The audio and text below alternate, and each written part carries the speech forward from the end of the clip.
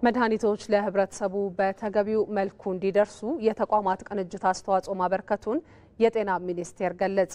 በመድኃኒት አቅርቦት ሰንሰለት 7ኛው የባለድርሻ አካላት የውይይት መድረክ በቢሾፍቱ ተካሂዷል። ሞላ ለማየሁ ተጨማሪ አለው።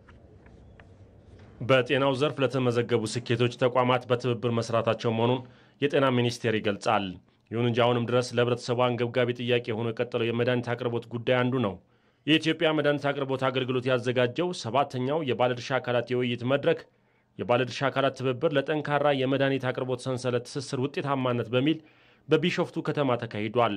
በአብዛኛው ከውጭ በግዥና በእርዳታ የሚገባው መድኃኒት ለህብረተሰቡ እንዲደርስ ለማድረግ የተለያዩ የህግና አሰራር ማሻሻያዎች መደረጋቸውን የጤና ሚኒስትር ዴኤታ ወይዘሮ ፍሬህይወት አበበ ገልጸዋል።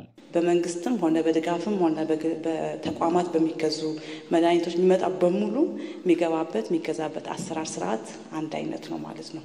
ከውጭም ሲመጣ ሲመረትም ጥራት ስታንዳርዱ ጠብቆ ከመምጣት አንፃር እዚህ ውስጥ ያለን ባለቤት ሰዎችን በሙሉ የሚመለከተን አብረን የምንሰራ ስራ ነው። በነበረንም ሂደት በብዛት የሚመጡ መድኃኒቶችን ከማሳለጥ ከማስተባበር ከማቀላጠፍ አንፃር ከጉምሩክ ጀምሮ ከሺፒንግ ጀምሮ ከግዢ ስርዓት ከማሻሻል ጀምሮ ባሉ ሂደቶች ውስጥ ሁላችን የነበረን ሚና በጣም ትልቅ ነበረ።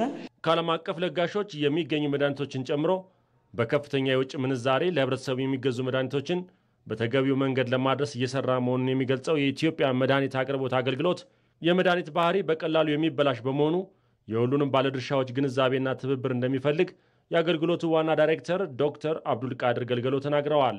ጉምሩኮች መድኃኒት ባህሪን የለዩበት ቶሎ አቀላጥፎ ወደ እንዲወጣ የሚያደርጉበት ስርዓት እየተፈጠረ መጥተዋል። አየር መንገድ ከየትኛውም ሀገር ላይ ቢመረጥ ቅድሚያ መድኃኒት እንዲሰጥ አንዳንዴ የኢትዮጵያ ሺፒንግ ላይንስ የሌለበት ቦታ አለ፣ አየር መንገዳችን ያለበት ቦታ አለ ከውጪ። ስለዚህ ቅድሚያ መድኃኒት ሰጥቶ ሲያመጣ ወደ ሀገር ውስጥ ይገባል።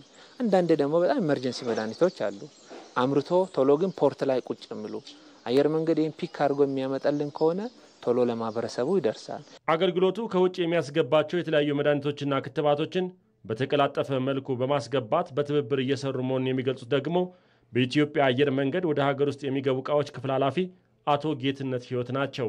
በጣም ትልቁን ድርሻ ምናልባትም ከ80% በላይ የሚሆኑትን የሚያጓጉዘው የኢትዮጵያ አየር መንገድ ነው። በተለይ እንደ ቫክሲኖችን፣ አስቸኳይ መድኃኒቶችን እና ጊዜ የሚያልፍባቸው የመድኃኒትና የመድኃኒት እቃዎች ግብአቶችን ወደ ሀገር ውስጥ የሚያስገባው ኢፒኤስኤስ በኢትዮጵያ አየር መንገድ ነው የሚጠቀመው። በመላ ሀገሪቱ ከ19 በላይ ቅርንጫፎች ያሉት የኢትዮጵያ መድኃኒት አቅርቦት አገልግሎት በበጀት ዓመቱ 9 ወራት ብቻ ከ40 ቢሊዮን ብር በላይ ዋጋ ያላቸው መድኃኒቶችና የሕክምና ቁሳቁሶችን ለህብረተሰቡ አሰራጭቷል።